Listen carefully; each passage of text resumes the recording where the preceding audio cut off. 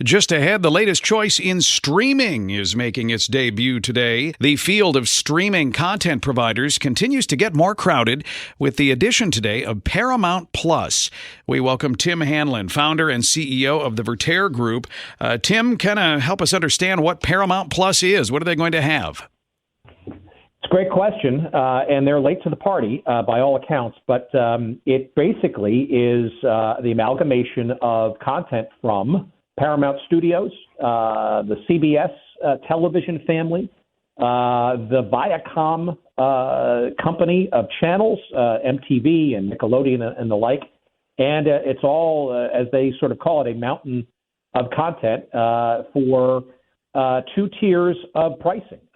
They, I would argue, had some benefit in being somewhat late or last to the major streamer party in that they've learned from others like Peacock before them, from NBC Universal, the idea of a couple of different tiers of access, one being a $10 a month fully premium with no ads offering and coming in June, a cheaper $5 a month plan that will have ad support. But, you know, the real challenge, right, and I hate to sort of strain the analogy or the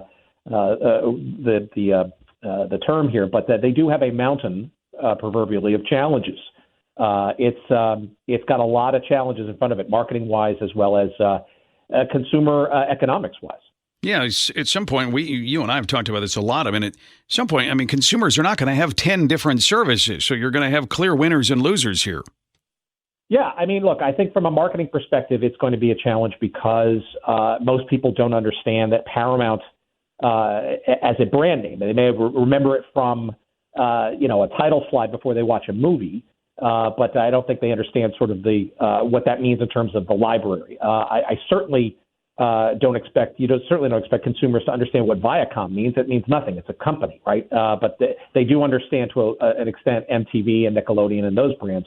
And CBS is now folded into this. So if you're a CBS All Access subscriber, that's essentially what you're being transferred into in this Paramount Plus thing.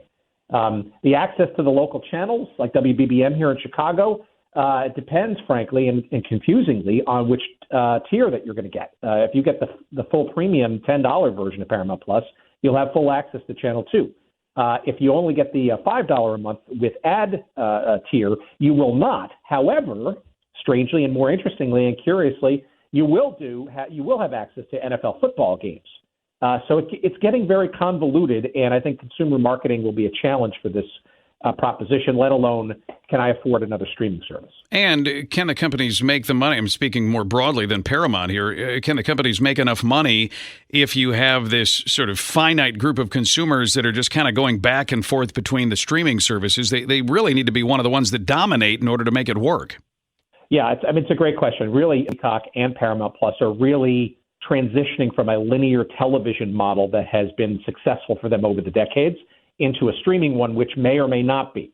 And then I think, frankly, the part of the economic issue there is, it's going to be very easy to switch on and off every month, unlike your cable system, which is far harder to cut the cord on or to cancel. So, the economics are going to get a little dicey and very uncertain, but make no mistake, everybody's putting their chips towards streaming, and it's now a big dogfight to see who will, if you will, reign supreme, or maybe plurally supremes. Thanks so much, Tim Hanlon, founder and CEO of the Vertere Group.